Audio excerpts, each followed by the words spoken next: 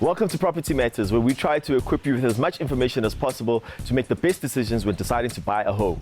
Now, I'm not just a property enthusiast, I'm also a homeowner, and from experience, I can tell you that buying a property is definitely not a spur-of-the-moment decision.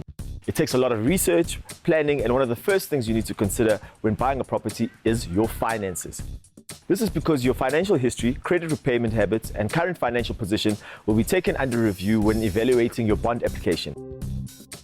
Your ability to pay a decent deposit will also affect your monthly bond repayments. Carl Kutsia, the CEO of Better Bond, is here to tell us more about the crucial financial preparations. So Carl, when should a prospective home buyer start looking to get their financial matters in order? Because in my mind, it doesn't make sense to start only the week before you decide you want to buy a property. No, you definitely can't wait until then. So my short answer would be start as soon as what you possibly can. Get into that habit of paying your financial commitments on time every month and make sure that you save every month to make sure that when you're ready to buy that home, that you have a deposit saved. Why is it important to have a healthy credit record in order to qualify for a bond? It's quite important because the bank is giving you quite a large amount of money. They want to make sure that you are able to service that debt and to make sure that you will pay on time. So it's important to have a good history so the bank can see that you are okay for that loan. And then what aspects of my credit profile do the banks look at in order for me to qualify for a bond?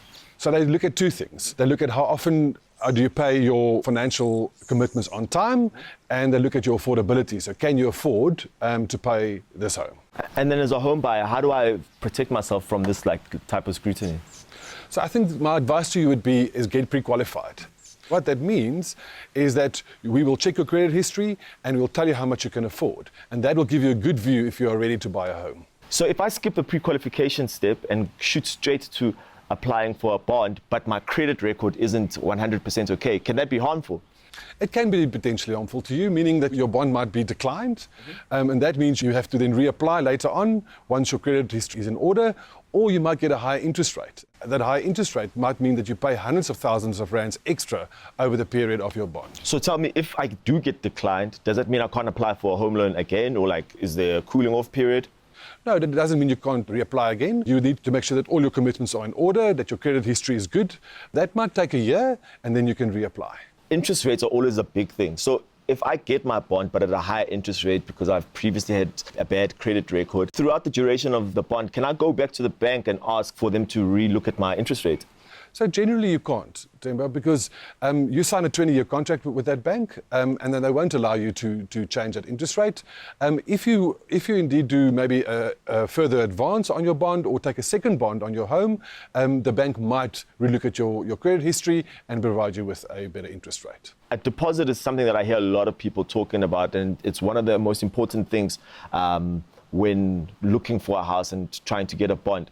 How do I know how much of a deposit I need? The best way to look at it is the bigger your deposit amount, the better for you, which means your bond is a little bit less and your repayments are less. In general, we look at about 10% of the value of your home you would need to have in a deposit.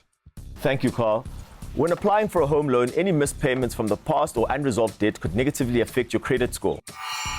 Not only could this mean that your home loan is more expensive, but it could even lead to your application being rejected.